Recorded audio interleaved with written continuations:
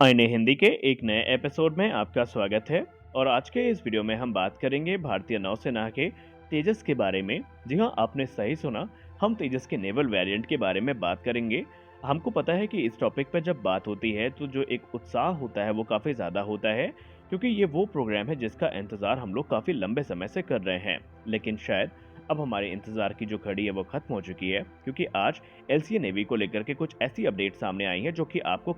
दोस्तों 6 फरवरी 2023 को भारतीय नौसेना के पायलट्स के द्वारा भारत के नए एयरक्राफ्ट कैरियर या पहले स्वदेशी विमान वाहक पोत आईएनएस विक्रांत पे एलसीए नेवी की लैंडिंग करी गई थी। और ये एक बहुत बड़ा माइलस्टोन था। अगर हम वर्ष 2018 की बात करें तो उस समय भारतीय नौसेना का प्लान ये था कि भारतीय नौसेना बड़ी संख्या में जो तेजस के नेवल वेरिएंट है इनको आईएनएस विक्रांत के डेक से ऑपरेट करना चाहती थी। लेकिन बाद में अलग अलग कारणों की वजह से ये जो प्रोग्राम है इसको रद्द किया जाता है और भारतीय नौसेना के द्वारा एक लिमिटेड नंबर्स में जो फॉरेन मेड फाइटर जेट्स हैं उनको शॉर्ट टर्म के लिए इंडक्ट करने की बात कही जाती है। और ये तब तक भारतीय वायुसेना का साथ निभाएंगे जब तक कि हमारे ट्विन इंजन डिग्बेस फाइटर ऑपरेशनल नहीं हो जाते। अब यहाँ पे जो कंपटीशन था वो F-18 सुपर हॉर्नेट और राफेल एम के बीच में था, लेकिन राफेल एम ने यहाँ पर बाजी मार ली है और भारतीय नौसेना तकरीबन 26 की संख्या में इन एयरक्राफ्ट को फ्यूचर में ऑपरेट करेगी। अब अगर हम लाइफ इज डिफेंस की रिपोर्ट की बात माने तो भारतीय नौसेना इस समय एलसीए नेवी प्रोग्राम पर वापस आ रही है और एक स्मॉल नंबर में इन एयरक्राफ्ट को ऑर्डर करने के लिए विचार भी कर रही है। माना जा रहा है कि ये जो हमारे एलसीए नेवी फाइटर्स होंगे ये इंडियन नेवी की एक डेडिकेटेड ट्रेनिंग स्क्वाड्रन का हिस्सा होंगे, जो कि आने वाले समय में भारतीय नौसेना के जो नए नेवल एविएटर्स हैं उनको ट्रेन करने का काम करेंगे। और भारतीय नौसेना के जो पायलट्स हैं ये टेडबीएफ को ऑपरेट करें उससे पहले उनकी जो इनिशियल ट्रेनिंग होगी वो एलसीए नेवी की सहायता से पूरी भी करी जाएगी। इनिशियली अगर नंबर्स की बात करें तो कहा जा रहा है कि भारतीय नौसेना तकरीबन एलसीए नेवी की एक पूरी की पूरी जो स्क्वाड्रन है उसको खरीद सकती है। एक स्क्वाड्रन में 18 से 20 एयरक्राफ्ट होते हैं। इस प्रकार हम देखें तो एलसीए नेवी की एक स्क्वाड्रन आपको आने वाले समय में भारतीय नौसेना में ऑपरेशनल होती दिखाई पड़ सकती है। एलसीए नेवी को लिमिटेड नंबर्स में इंडक्ट करने के अपने ही बेनिफिट्स हैं, जैसे कि ये टेस्ट टीम और फ्रंटलाइन फ्लायर्स के बीच में जो गैप है उसको फिल कर सकते हैं। वहीं आने वाले समय में इनकी टेस्टिंग से हमें जो डेटा प्राप्त होगा, जो लर्निंग प्राप्त होगी, उसका इस्तेमाल हम ट्विन इंजन डिग्बेस फाइटर के डेवलपमेंट में निसंदेह कर सकेंगे। अब अगर हम भारतीय नौसेना के हॉक ट्रेनर्स की बात करें तो भले ही भारतीय नौसेना ट्रेनिंग पर्पस के लिए इनका इस्तेमाल करती हो, लेकिन एक बात हम अच्छे से जानते हैं कि जो हॉक ट्रेनर्स हैं ये एयरक्राफ्ट कैरियर के डेक से ऑपरेट नहीं हो सकते। और यहीं से एलसीए नेवी के जो चांसेस हैं वो काफ़ी ज़्यादा बढ़ जाते हैं, क्योंकि इनको लेने के बाद भारतीय नौसेना अपने जो आने वाले फ्यूचर के पायलट्स हैं उनको लाइव जो डेमो है वो भी दिखा सकेंगी और उनको आईएनएस विक्रांत या आईएनएस विक्रमादित्य जैसे जो एयरक्राफ्ट कैरियर है वहाँ पर ट्रेन भी किया जा सकेगा। अगर हम आसान शब्दों में बात करें तो भारतीय नौसेना इन एयरक्राफ्ट की सहायता से जो स्टोबर ऑपरेशंस हैं उसके लिए जो पायलट्स हैं उनको ट्रेन कर सकती है, जिसके लिए अभी पायलट्स को विदेशों की तरफ देखना पड़ता है।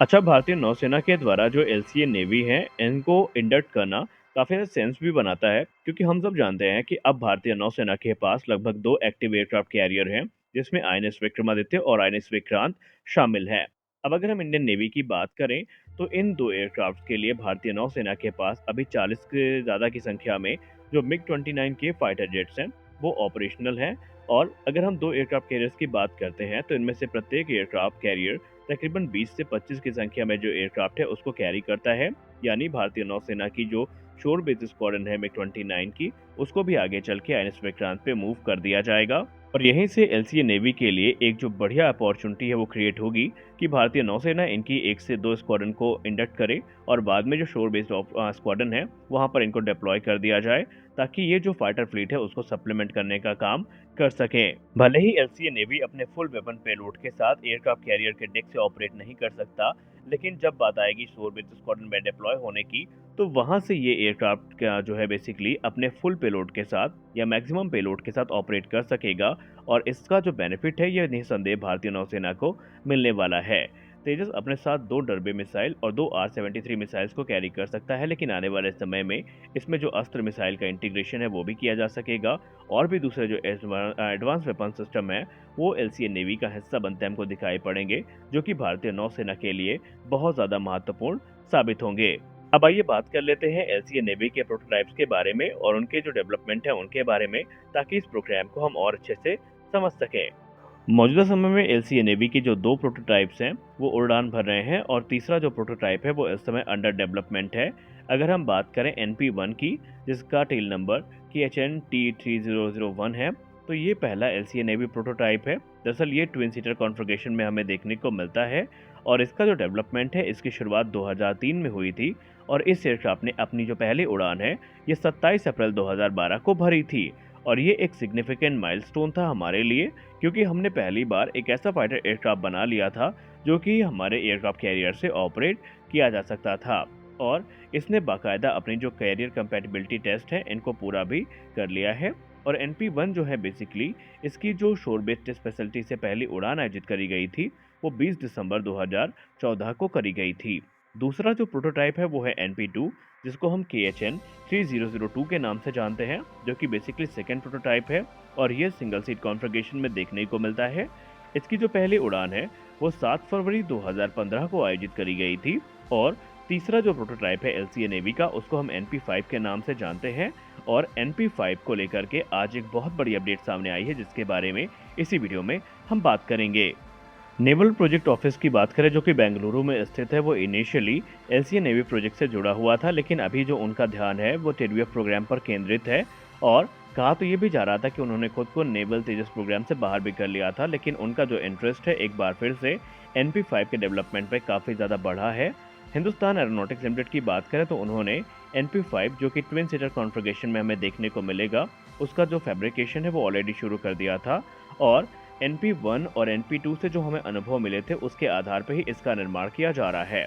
अगर हम बात करें NP-1 और NP-2 की, तो वो एयरफोर्स फाइटर थे जिनको नेवल वेरिएंट में कन्वर्ट किया गया था, लेकिन जो NP-5 हो वो एक डेडिकेटेड कैरियर वन फाइटर होगा, जिसको स्पेशली इंडियन नेवी की रिक्वायरमेंट के आधार पे डेवलप किया गया है। इसमें बहुत सारी जो इम्प्रूवमेंट्स है वो करी गई हैं और इसकी जो परफॉर्मेंस है वो बाकी के 2 वेरिएंट्स की तुलना में काफ़ी ज़्यादा अच्छी होने वाली है। इसका डेवलपमेंट हमारे लिए इम्पोर्टेंट इसलिए भी है क्योंकि इसके डेवलपमेंट से जो डेटा हमें प्राप्त होगा, जो लर्निंग हमें प्राप्त होगी, उसी के आधार पर जो ट्विन इंजन डिग बेस्ड फाइटर है उसका निर्माण किया जाएगा। जैसे कि जो डेवलपमेंट है लैंडिंग गियर्स का और भी दूसरी जो टेक्नोलॉजीज हमने इवॉल्व करी हैं, वो सारी हमें टेडवीएफ में इस्तेमाल होती दिखाई पड़ेंगी। अब अगर हम एनुअल रिपोर्ट की बात करें, जो कि फाइनेंशियल ईयर 2022-23 की है, तो वहाँ पर हिंदुस्तान एरोनॉटिक्स लिमिटेड के द्वारा ये इन्फॉर्म किया गया था कि उन्होंने एलसीए नेवी मार्क 1 ट्रेनर का जो प्रोटोटाइप है, जिसको हम NP-5 के नाम से जानते हैं, जो कि बेसिकली थर्ड नेवल प्रोटोटाइप है, उसके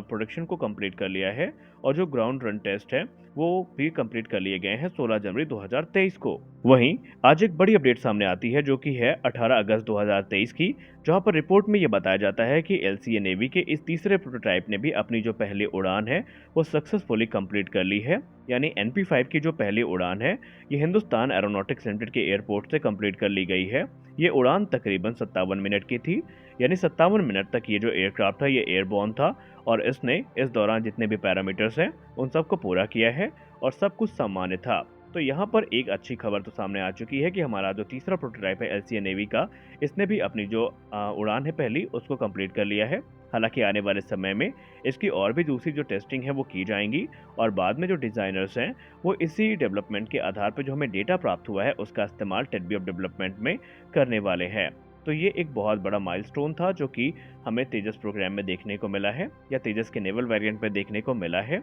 तो आज के इस वीडियो में बस इतना ही। हम आशा करते हैं कि ये वीडियो भी आपको हमेशा की तरह अच्छी लगी होगी। वीडियो अच्छी लगी तो वीडियो को लाइक करिए, नए हैं तो चैनल को सब्सक्राइब जरूर करिए। मिलते हैं अगले वीडियो में कुछ और अपडेट्स के साथ, तब तक के लिए जय हिंद।